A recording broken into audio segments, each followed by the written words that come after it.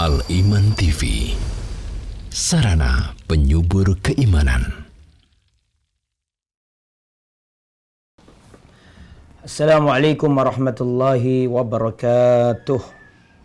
Innal hamdalillah nahmaduhu wa nasta'inuhu wa nastaghfiruh wa na'udzu billahi min syururi anfusina wa min sayyiati a'malina. Man yahdihillahu fala mudhillalah wa man yudlil fala hadiyalah. Wa asyhadu an la ilaha illallah wahdahu la syarikalah wa asyhadu anna Muhammadan abduhu wa rasuluh la nabiyya wa la rasula ba'dah. Allahumma salli wa sallim wa barik ala nabiyyina wa habibina Muhammadin wa ala alihi wa sahbihi wa man sara ala nahjihi ila yaumiddin. Amma ba'd. Ikhwatal iman rahimani wa rahimakumullah. Alhamdulillah berjumpa kembali. Mudah-mudahan antum semuanya dalam keadaan sehat walafiat, senantiasa dalam lindungan Allah Subhanahu wa taala. Tayyib, kita lanjutkan kajian 40 hadis tentang tauhid yang kita ambil dari kitab Al-Arba'in fi Huquq Rabbil Alamin. Dan insyaallah kita telah sampai pada hadis yang ke-31. Sampai ke hadis yang ke-31. Hadis ini atau kitab ini dikarang oleh Syekh Anis bin Thahir Al-Mus'abi, Anis bin Nasir Al-Mus'abi rahimahullah rahmatan wasi'ah atau hafizahullah, karena beliau masih hidup ya. Baik. Al-hadis al-hadiyah wa thalathun, hadis yang ke-31.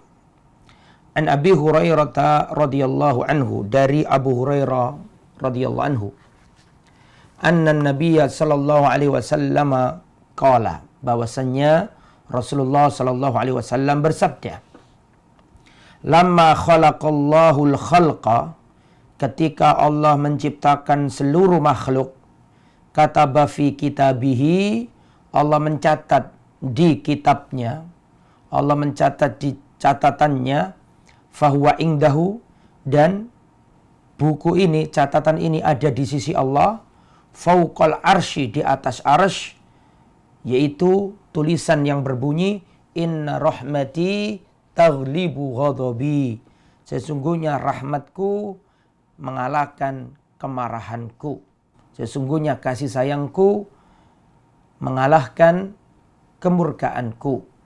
Hadis sahih muttafaqun alaih, hadis riwayat Imam Bukhari Muslim. Ikhwatal iman rahimani wa rahimakumullah. Jadi tema utama hadis ini adalah kemahatinggian Allah atau Allah Maha Tinggi. Ya, karena ini berkaitan dengan tauhid asma wa sifat. Kita meyakini Allah Subhanahu wa taala ada di atas arsy. Ya, jadi dari Abu Hurairah, Rasulullah sallallahu alaihi wasallam bersabda, lamma khalaqallahu al-khalqa, ketika Allah menciptakan makhluk, seluruh makhluk, Allah menulis pada kitabnya, yang mana kitab itu berada di sisi Allah, fauqal arsy, di atas arsy, yaitu yang ada tulisan atau kitab yang bertuliskan inna rahmati taghlibu ghadabi, sesungguhnya rahmatku mengalahkan kemurkaanku. Muttafaqun alaih. Ikhwatal iman yang dirahmati oleh Allah Subhanahu wa taala, ada beberapa faedah, pelajaran penting dari hadis yang kita baca tadi. Yang pertama, ululullah, ya, ketinggian Allah. Sifat al-ulul lillah, ya, sifat ketinggian bagi Allah Subhanahu wa taala ala khalqihi. Jadi Allah Subhanahu wa taala memiliki sifat al-ulu. Al-ulu artinya tinggi, lillah bagi Allah. Jadi Allah Subhanahu wa taala itu punya sifat tinggi. Ala khalqihi, di atas makhluk. Ya, jadi ini faedah yang pertama, al-uluwu lillah. Ketinggian bagi Allah ala khalqihi, atas seluruh makhluknya. Jadi kita wajib mengimani bahwa Allah itu mempunyai sifat tinggi. Tinggi apanya? Fallahu jalla wa ala thabata lahu uluwul qadri wa uluwul qahri wa uluwul dhati. Jadi Allah itu memiliki ketinggian derajat ketinggian keperkasaan dan ketinggian zat. Jadi sebagian aliran-aliran meniadakan Allah itu punya ulu zat, mempunyai ketinggian dari segi zat. Asy'ariyah misalnya, mereka mengakui Allah punya ketinggian, tapi ketinggian bukan zatnya, tapi ketinggian sifat, ketinggian ketinggian kudroh, kemampuan. Tapi mereka nggak mau meyakini Allah punya ulu zat, ketinggian dari segi zat Allah. Adapun Ahlussunnah mengakui Allah itu tinggi, tinggi zatnya, tinggi sifatnya, tinggi kekuasaannya, tinggi semuanya. Ya, jadi ini harus meyakini bahwa zatnya Allah itu ada di atas. Tidak hanya kekuasaannya yang ada di atas, tapi zatnya Allah pun ada di atas. Maka di sini kan ulullah, ya, keutamaan Allah. Ulullu lillah, al-uluwu lillah. Keutamaan atau ketinggian bagi Allah Subhanahu wa taala. Wa hadza tsabitun lillahi ta'ala bil fitrah. Ya, al-uluwu lillah, ketinggian bagi Allah, sifat tinggi bagi Allah itu tsabata bil fitrah, telah tetap dengan dalil fitrah.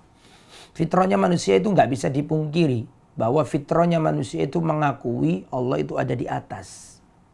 Makanya kalau kita berdoa kan, dalam hati kita itu Allah ada di atas. Bukan Allah di samping kanan, bukan Allah di samping kiri, bukan. Tapi Allah di atas. Itu pakai fitrah kita. Perasaan kita, fitrah kita yang mengatakan Allah di atas. Kemudian wal aql. Dan berdasarkan akal pikiran kita, Allah itu ada di atas. Ya. Wal Quran, dan berdasarkan Al-Quran. Ar-Rahmanu 'alal arsy istawa. Allah itu ada di atas arsy. Ya. Ar-Rahmanu 'alal arsy istawa. Allah ada di atas arsy. Dan berdasarkan sunnah juga. Banyak hadis yang menunjukkan Allah ada di atas. Ya, Allah fis sama. Allah ada di atas. Kemudian wal ijma', dan berdasarkan ijma'. Jadi kita wajib mengimani sifat al-uluwu lillah. Sifat tinggi bagi Allah Subhanahu wa taala. Dan dalil-dalil sangat banyak ya. Dalil-dalil sangat banyak. Misalnya, inna anzalnahu fi lailatul qadar. Sesungguhnya kami turunkan Al-Quran ya pada malam Lailatul Qadar. Kami turunkan, namanya turunkan itu kan dari atas ke bawah. Berarti Allah ada di atas. Kami turunkan Al-Quran. Ya, dari atas, dari sisi Allah diturunkan ke bawah. Kemudian ayat tentang Nabi Isa, bal rafa'ahullah ilaihi, Allah angkat Nabi Isa kepada dirinya. Itu berarti kan namanya diangkat itu dari bawah ke atas. Nah, Allah ada di atas. Ketika sujud kita baca subhana rabbiyal a'la. Yang maha suci Tuhanku, al-a'la, yang maha tinggi. Yang namanya tinggi itu di mana? Di kanan, kiri, depan, belakang, bawah, apa di atas? Yang namanya tinggi ya di atas. Sabbihisma rabbikal a'la. Ya, sucikan nama Tuhanmu al-a'la, yang maha tinggi. Ada di atas Allah Subhanahu wa taala. Dalilnya banyak sekali. Ya, dalil fitrahnya manusia, dalil akal, dalil Quran, dalil sunnah, dan dalil ijma'. Mengatakan bi annallaha ya fis sama, Allah ada di atas. Taib. Kemudian al-faidah ats-tsaniyah, pelajaran yang kedua. Istiwa'ullah ala arsyihi istiwa yaliku bihi. Bersemayamnya Allah di atas arsy itu sesuai dengan kemuliaan Allah. Nggak boleh diserupakan dengan seorang raja yang laya-laya begini di singgasananya. Tidak boleh diserupakan dengan ustadz yang duduk di kursi. Tidak boleh. Kita imani Allah beristiwa di atas arsy. Tapi bagaimananya wallahu a'lam. Allah beristiwa di atas arsy. Tetapi kaifiahnya nggak boleh kita samakan dengan makhluk. Tapi wajib kita imani bahwa Allah ada di atas arsy. Wal istiwa'u inda salaf lahu arba'atu ma'anin. Kata istiwa menurut para salaf itu ada 4 makna. Allah beristiwa di atas arsy. Apa sih makna istiwa itu? Istiwa ini menurut ulama salaf ada 4 makna. Yang pertama, irtafa'a. Irtafa'a tinggi atau meninggi. Ya, Ar-Rahmanu 'alal arsy istawa. Allah Subhanahu wa taala Ar-Rahman beristiwa di atas arsy. Maksudnya irtafa'a, tinggi di atas arsy. Ala artinya tinggi sama. Artinya juga su'ud. Su'ud artinya naik. Ya, artinya naik. Atau bermakna istaqarra. Ya, berada. Ya. Tetap di situ Allah Subhanahu wa taala berada. Sehingga dari semua makna itu menunjukkan bahwa Allah di atas arsy. Ya, yaliku bihi, sesuai dengan kemuliaan Allah, kebesaran Allah. Ya, nggak boleh kita serupakan istiwanya Allah dengan istiwanya seorang raja di atas singgasananya, nggak boleh. Ya, masalah kaifiyah kita serahkan ke Allah. Tetapi wajib kita imani bahwa al-istiwa itu maklum, istiwa itu maknanya jelas. Ala wartafa'a wastaqarra, ya, berada di atas arsy. Taib. Al-faidah ats-tsalitsah, pelajaran yang nomor 3, isbatul arsy. Hadis ini menunjukkan tentang adanya arsy. Wal arsy huwa sarirul malik. Dari segi bahasa, arsy itu adalah dipannya raja, tempat duduknya raja. Wa a'dzamul makhluqat wa akbariha. Dan arsy itu a'dzamul makhluqat, seagung-agungnya makhluknya Allah. Wa akbaruha, dan makhluk Allah yang paling besar. Wa athqaluha wazna, dan arsy ini makhluknya Allah yang paling berat timbangannya. Ya. Kemudian ikhwatal iman, dan ada malaikat-malaikat yang ditugaskan khusus untuk memikul arsy-Nya Allah Subhanahu wa taala. Saking gedenya arsy-Nya Allah. Wa huwa kal qubbati 'alal alam. Dan arsy itu seperti kubah bagi alam semesta ini. Wa huwa saqful makhluqat, dan arsy adalah syaqful makhluqat, atapnya seluruh makhluk. Ya, di atasnya arsy enggak ada makhluk lagi. Ya, kemudian selanjutnya al-faidatu ar-rabi'ah, pelajaran yang nomor 4, isbat sifatir rahmah lillahi ta'ala. Hadis tadi menunjukkan bahwa ada sifat ar-rahmah bagi Allah. Ini diambil dari perkataan Allah, inna rahmati taghlibu ghadabi. Sesungguhnya rahmatku mengalahkan kemurkaanku. Berarti Allah punya sifat rahmah, Allah punya sifat kasih sayang. Kemudian wa rahmatullah tanqasimu ila qismaini. Rahmatnya Allah, kasih sayang Allah itu terbagi menjadi 2. Yang pertama rahmatun amun, kasih sayang yang umum. Ya, rahmatun amatun, kasih sayang yang umum. Wahiyya allati tashmalu jami'al makhluqat. Kasih sayang yang umum ini meliputi seluruh makhluk. Hewan pun dapat. Ya, manusia dapat, tumbuhan dapat. Ya.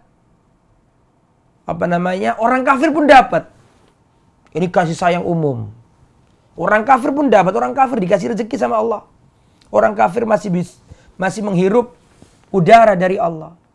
Orang kafir masih diberi kesehatan. Ini namanya rahmah ammah. Kasih sayang yang umum, yang luas. Hewan dapat, bahkan orang bejat pun masih dapat. Itu namanya rahmat yang umum. Tapi di sana ada rahmat yang khusus, kasih sayang yang khusus. Rahmatun khasah, rahmat yang khusus. Ini diberikan kepada orang beriman saja. Seperti rahmah berupa kasih hidayah, rahmah berupa iman, rahmat berupa taufik. Ini diberikan ke orang-orang khusus, yaitu orang-orang yang beriman. Kemudian ikhwatal iman yang dirahmati oleh Allah Subhanahu wa taala. Pelajaran yang nomor 5. Isbatu sifatil ghadab lillah. Hadis ini menetapkan adanya sifat marah bagi Allah. Allah punya sifat marah. Inna rahmati taghlibu ghadabi. Ya, sesungguhnya kasih sayangku mengalahkan kemurkaanku. Berarti Allah Subhanahu wa taala menetapkan bahwa dirinya memiliki sifat al-ghadab, artinya murka dan marah. Farrabbu subhanahu wa ta'ala yaghdabu ghadaban yaliku bihi. Allah Subhanahu wa taala itu punya sifat marah, yaitu marah yang sesuai dengan kebesarannya. Bukan seperti marahnya makhluk, ya. Namanya sama, manusia marah, Allah pun marah. Namanya boleh sama, tapi hakikatnya beda. Kemarahan Allah beda dengan kemarahan hamba. Ya, Allah marah sesuai dengan kebesarannya. Sifatul ghadab ka sifati kamalillah. Di sifat marah ini merupakan sifat sempurna, bukan sifat negatif ini. Bukan sifat negatif. Karena Allah murka itu dengan kebesarannya, dengan kebijaksanaannya. Ya. Fal ghadab minallah al-qadir ala man yastahiqul uqubah kamalun. Fal ghadab, kemurkaan dari Allah yang mana Allah itu mampu untuk menghukum orang-orang yang berbuat kesalahan. Ini bagian dari kesempurnaan. Kalau ada orang ya melakukan kesalahan tapi kita ini nggak bisa menghukum orang itu, maka itu tanda bahwa kita ini lemah. Tapi Allah murka karena Allah kuasa untuk menjatuhkan hukuman kepada makhluk. Justru ini menunjukkan sifat kesempurnaan Allah. Ya, wallahu a'lam bissawab. Itu yang bisa kita sampaikan pada pertemuan kali ini. Kalau ada pertanyaan kami persilahkan ya. Sebentar lagi nanti ada kajian juga Ustadz Mubarak Mamu Alim. Jadi saya sampaikan satu hadis saja dalam pertemuan ini. Hadis tentang apa tadi? Hadis tentang ketinggian Allah. Saya ulangi, saya baca sebelum saya akhiri dan tanya jawab. Kita baca dulu ya. Ini hadis yang ke-31. An Abi Hurairah radhiyallahu anhu, anna Nabiy sallallahu alaihi wasallam qaal, Rasulullah sallallahu alaihi wasallam bersabda, "Lamma khalaqallahu al-khalqa kataba fi kitabihi." Ketika Allah menciptakan seluruh makhluk, Allah menulis di kitabnya. Wa huwa indahu, dan kitabnya itu ada di sisi Allah. Fauqal arsy, di atas arsy. Yaitu kitab yang bertuliskan inna rahmati taghlibu ghadabi.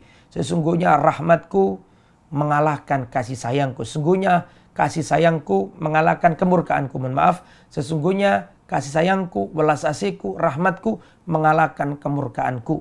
Hadis riwayat Bukhari Muslim. Hadis ini mempunyai berapa tadi? 5 faedah ya, 5 pelajaran. Pelajaran pertama, isbat al-ulu lillah. Menetapkan ketinggian Allah. Allah maha tinggi. Allah ada di atas arsy, di atas seluruh makhluknya. Itu pelajaran pertama. Pelajaran yang nomor 2 tadi adalah istiwa Allah ala arsyihi istiwa'un yaliku bihi. Allah itu beristiwa di atas arsy sesuai dengan kebesarannya. Tidak seperti nongkrongnya raja di atas singgasana. Beda. Namanya istiwa. Tetapi ya, istiwanya Allah berbeda dengan istiwanya raja. Dan istiwa dalam makna bahasa artinya irtafa'a wa'ala wastaqarra. Artinya tinggi, berada di atas arsy. Kemudian pelajaran nomor 3, isbatul arsy, bahwa ada arsy-nya Allah. Hadis ini menetapkan akan adanya arsy-nya Allah. Makhluk yang paling agung, makhluk yang paling gede, makhluk yang paling berat timbangannya dipikul oleh malaikat-malaikat khusus. Ya, dan wa huwa kal qubbati 'alal alam. Arsy itu seperti kubah bagi alam semesta. Ya, wa wasaqful makhluqat, dan arsy itu adalah atapnya seluruh makhluk, paling tinggi. Ya, tidak ada makhluk di atasnya arsy. Yang hanya adalah Allah Subhanahu wa taala. Kemudian pelajaran yang nomor 4 adalah isbat sifatir rahmah, menetapkan sifat rahmah, kasih sayang.